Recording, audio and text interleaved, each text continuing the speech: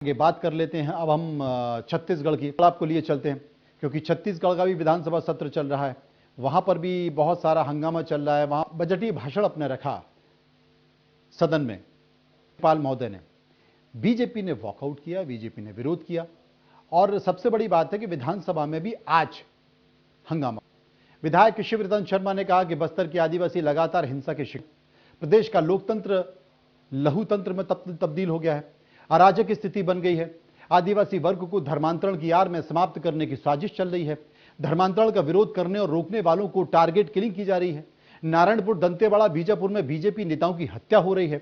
इन सारी घटनाओं के पीछे मिशन की भूमिका है। थाने में घटना की रिपोर्ट नहीं लिखी जा रही है। बीजेपी ने बस्तर में भाजपा नेताओं की हत्या और धर्मांतरण के मामले में भी स्थगन की सूचना दी है। ये तमाम सारे आरोप लगाए गए हैं और इसके आगे बढ़ के भाजपा नेताओं टारगेट किलिंग की जा रही है।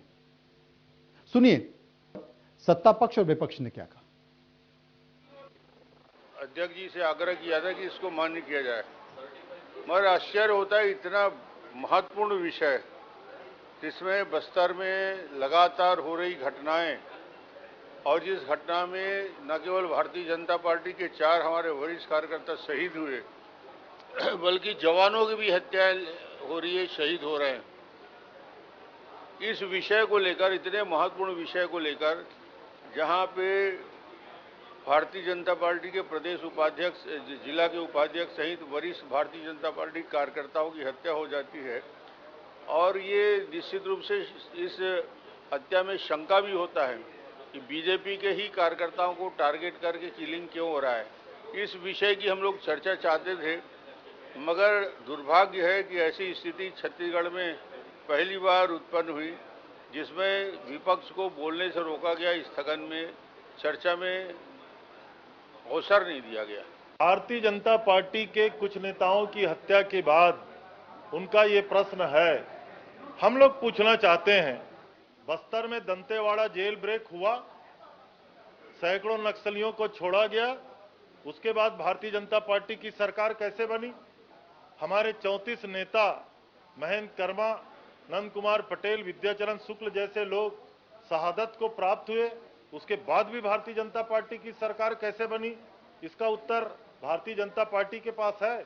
हम लोग भी आरोप लगाते रहे कि वो भी टारगेट किलिंग था, हमने अपने नेताओं को खोया, और भारतीय जनता पार्टी उसके बाद हुकूमत में आती रही, तो ये आरोप तो सत्य साबित होते रहा है ना। तो इस बारे में उनको चर्चा करनी चाहिए, केवल नाराबाजी करके कोई उत्तर नहीं लिया जा सकता। लेकिन ऐसी घटनाओं को लेकर के, नक्सल घटनाओं को लेकर के, धर्मांतरण को लेकर के, टारगेट किलिंग, पता नहीं 4-5 विषयों में एक साथ वो अपनी बात कहना चाह रहे थे। और हम लोग तो चाहते हैं, अभी भी चाहते हैं, प्रतिपक्ष चर्चा से भागे मत। केवल नाराबाजी करने के लिए ये सदन नहीं होता। आए, चर्चा करें, सार्थक बहस करें, वेलफेयर स्टेट में हम जो काम कर रहे हैं उसकी आलोचना भी करें।